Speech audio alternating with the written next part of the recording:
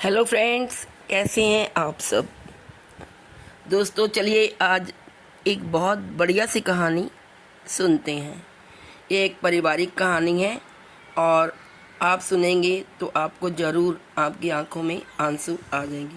बहुत ही मर्मस्पर्शी कहानी है ये एक परिवार की। दोस्तों एक परिवार में एक व्यक्ति के 3 बेटे थे। उसने बचपन में उनको खूब खिलाया पिलाया, बहुत अच्छा बनाया और बहुत पढ़ाई कराई। एक बेटा तो हायर एजुकेशन के लिए वो विदेश में चला गया और दूसरे बेटे की भी उसने शादी कर दी, वो भी खूब पैसे वाला हो गया। और लेकिन उसका जो तीसरा बेटा था वो थोड़ा नालायक टाइप का था। वो कुछ पढ़ाई भी नहीं की उसने और काम धंधा भी नहीं करता था, इसलिए वो रोज़ रोज़ अपने पापा से पैसे मांगने आता था। एक दिन पापा ने सोचा चलो मैं तो अब बड़ा हो गया हूँ, पता नहीं कितने दिन जीऊँगा, इसलिए उसने अपने तीनों बेटों में अपनी प्रॉपर्टी बांट दी और खुद अकेले रहने लगे। तीनों बेटों को उन्होंने अलग कर दिया और वो अलग पति और पत्नी गुजारा करने लगे। एक दिन की बात है, बेटे को फ़ोन किया, बेटा हमारा एक्सीडेंट हो गया है, मुझे ज़्यादा चोट नहीं आई पर तेरी माँ की हालत गंभीर है, कुछ पैसों की ज़रूरत है और तेरी माँ को खून भी चढ़ाना है। 62 साल के माधव जी ने अपने बड़े बेटे से फ़ोन पर कहा। बड़े बेटे ने कहा, पापा मैं बहुत व्यस्त हूँ आजकल, मेरा आना नहीं हो सकेगा, मुझे विदेश में नौकरी का पैकेज मिला है तो उसी की तैयारी कर रहा हूँ। आपका भी तो यही सपना था ना, इसलिए आज भी तंग चल रहा है। पैसे की व्यवस्था कर लीजिए, मैं बाद में दे दूँगा। उनके बड़े इंजीनियर बेटे ने जवाब दिया। अब उन्होंने अपने दूसरे बेटे जो कि डॉक्टर था उसको फ़ोन किया, लेकिन उसने भी आने से मना कर दिया। उसने कहा कि मुझे ससुराल में शादी में जाना है, इसलिए मैं ज़रूर आ जाता, लेकिन मैं नहीं आ सकता। आप पैसों की चिंता मत कीजिए, मैं भिजवा दूंगा। यह अलग बात है कि उसने कभी पैसे भेजे ही नहीं। उन्होंने बहुत मायूसी से फ़ोन रख दिया। अब उस तीसरे बेटे को, जो कि खोटा सिक्का था, नालायक था, फ़ोन करके उन्होंने सोचा क्या फ़ायदा, जब ये 2 लायक बेटे ही कुछ नहीं कर रहे तो वो नालायक क्या कर लेगा। उन्होंने सोचा और बोझिल कदमों से अस्पताल में पत्नी के पास पहुंचे और कुर्सी पर ढेर हो गए।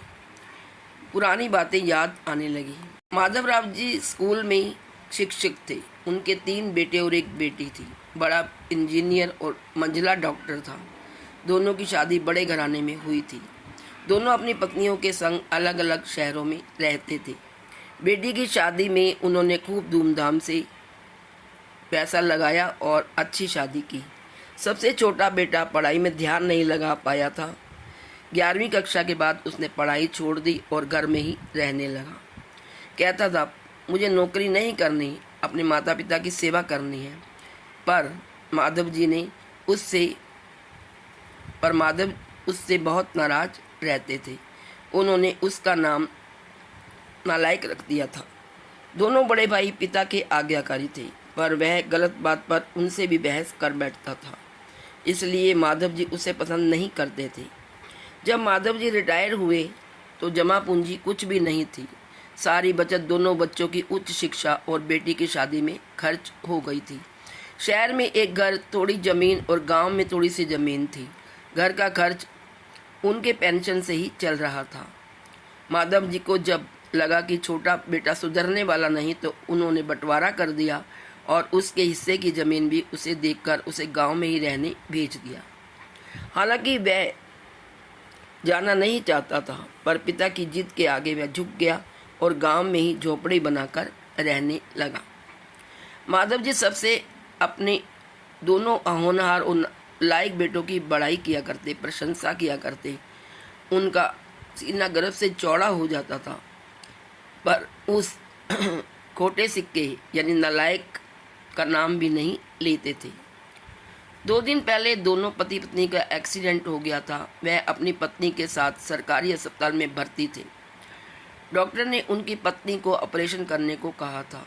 पापा पापा सुनकर तंद्रा टूटी तो देखा सामने वही नालायक जो कि खोटा सिक्का था वो खड़ा था। उन्होंने गुस्से में मुंह फेर लिया, पर उसने पापा के पैर छुए और रोते हुए बोला, पापा आपने इस नालायक को क्यों नहीं बताया?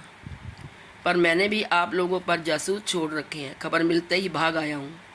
पापा के विरोध के बावजूद उसने उनको एक बड़े हॉस्पिटल में भर्ती कराया, माँ का ऑपरेशन करवाया, अपना खून भी दिया।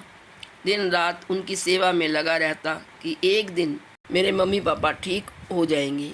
जब उनके मम्मी पापा ठीक हो गए तो वह गायब हो गया। वह उसके बारे में फिर बुरा सोचने लगे थे कि तीसरे दिन वह वापस आ गया।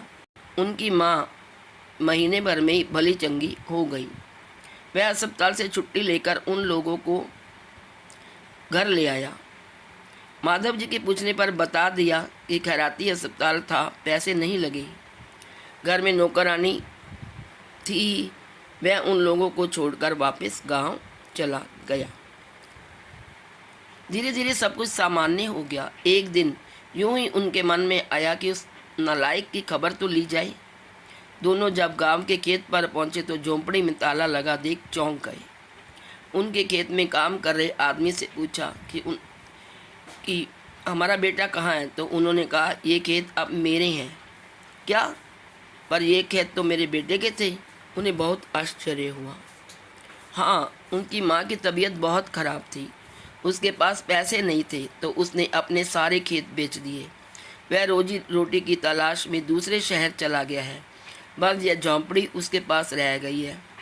यह रही उसकी चाबी, उस आदमी ने कहा। वह झोंपड़ी में दाखिल हुए तो बरबस उस नालायक की याद आ गई। टेबल पर पड़ा लिफाफा खोलकर देखा तो उसमें रखा अस्पताल का 9 लाख का बिल उनके मुंह को चिढ़ाने लगा। उन्होंने अपनी पत्नी से कहा, जानकी, तुम्हारा बेटा नालायक तो था ही, झूठा भी है। अचानक उनकी आंखों से आंसू गिरने लगे और वह जोर से चिल्लाए, तू कहाँ चला गया रे नालायक? अपने पापा को छोड़कर एक बार वापस आ जा, फिर मैं तुझे कहीं नहीं जाने दूंगा। उनकी पत्नी के आंसू भी बहे जा रहे थे और माधव जी को इंतजार था अपने उस नालायक बेटे को अपने गले लगाने। सचमुच बहुत नालायक था वो, जो अपनी माता पिता की सेवा के लिए अपने मकान को बेच रहा था, अपने खेतों को बेच दिया उसने। तो बताइए, क्या सचमुच वो नालायक था? क्या सचमुच वो खोटा सिक्का था? दोस्तों, ये प्रसंग पढ़कर आपकी आंखों में भी आंसू आ गए। ये समझो कि हमारे अंदर भी एक नालायक है, जो कभी कभी अपने माता पिता की बातों को इग्नोर कर जाता है, जो कभी कभी अपनी माता पिता के प्रति स्नेह प्रकट करता है।